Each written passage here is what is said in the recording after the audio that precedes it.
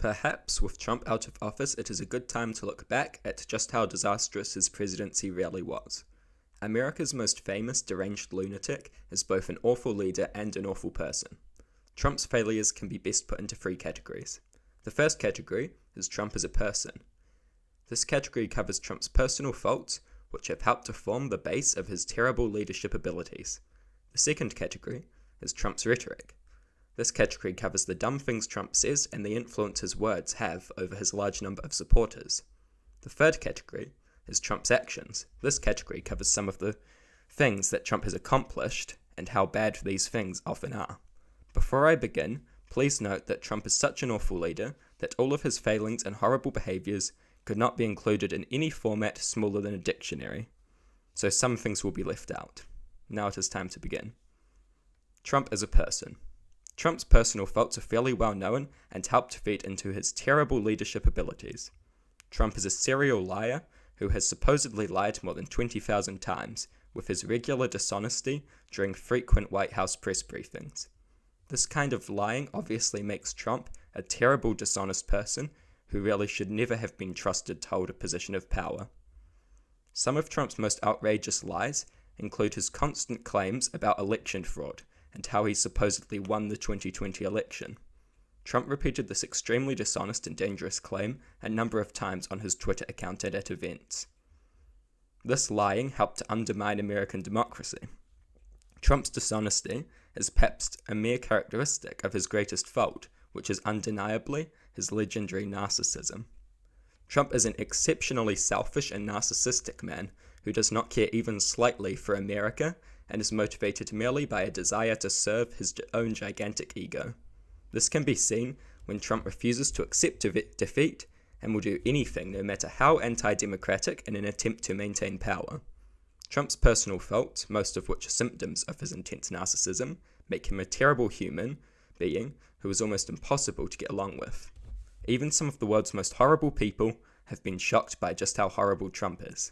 Examples of these people could be any of one of the horrible people who have held positions of power in his White House, only to be chased out by Trump's insanity.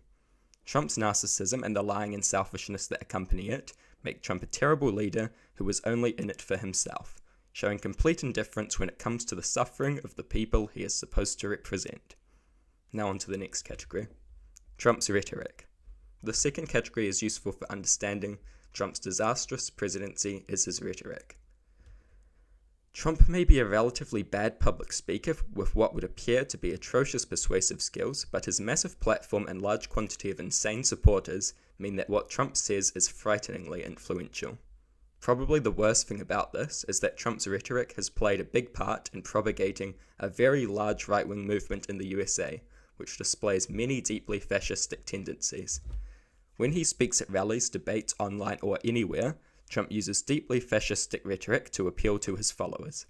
Fascistic tendencies in Trump's rhetoric include constant appeals to nationalism, with America First and anti-immigration rhetoric, appeals to the far right wing through attacks on immigrants, BLM, and Antifa, as well as talk about defending the suburbs, appeals to authoritarianism, with constant denial of democratic election results and attacks on freedom of speech and freedom to protest, constant scapegoating and fear-mongering about immigrants, Antifa, and BLM, pitting groups of people such as immigrants and white workers against each other through said scapegoating, constant anti-intellectualism and attacks on the media, and constant conspiracism. This fascistic rhetoric has helped to create a massive cult of personality around Trump. Trump's rhetoric has turned a large portion of America's population from disenfranchised white workers and typical GOP conservatives into true fascists and people sympathetic to fascism. This is a massive problem as fascism and its key features, including authoritarianism and nationalism, are extremely dangerous. These fascistic tendencies are easily the most problematic thing about Trump's rhetoric. However, there are other things Trump has said, which while not necessarily being fascistic, are still deeply problematic. One good example of this is Trump's constant downplaying of climate change. One example of this is Trump saying, quote, "I don't think science knows," when talking about climate change. Another example is Trump calling climate change a hoax. This kind of behaviour is also very dangerous as it deludes Trump supporters into underestimating the massive threat of climate change. Underestimating climate change leads to more inaction, which leads to climate change not being addressed properly and doing more damage. Another good example of Trump's dangerous rhetoric would be Trump's downplaying of the coronavirus and the threat that it poses. Trump's talk about how coronavirus was just like the flu and how it would go away in the summer. This is of course very dangerous stuff for a leader to be saying in a time of crisis. Trump's words undoubtedly led many of his elderly supporters to dismiss the virus, not taking the right precautions to protect themselves from it, and then dying from COVID-19 as a result of their unpreparedness. Trump's rhetoric on COVID-19 has undeniably contributed to the USA's 400,000 COVID deaths. These examples and many more represent Trump's appalling misuse of his massive platform to spread ideas and beliefs which are very dangerous to society. Now it is time for the final category of Trump's failings. Trump's actions. Trump has done many stupid things during his time in power. The following is a list of some of the most notable examples accompanied by an explanation of why these actions were so dumb.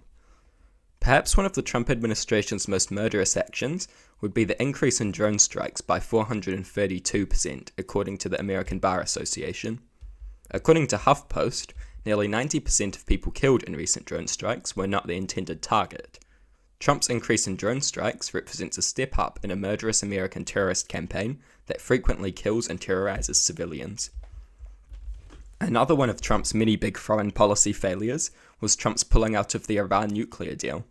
This action did nothing but raise tensions, risking a murderous war, and increased Iran's chance of obtaining a nuclear weapon. Another indefensible Trump action was the banning of transgender individuals from the military. This is a big problem as it attempts to exclude transgender people from being treated equally. The US military is a highly respected institution, and barring a certain group from entering is a good way of showing them that you view them as an other and someone not worthy of equal rights. Trump's actions also reflected his inability to take the climate change threat seriously when he pulled out of the Paris Agreement.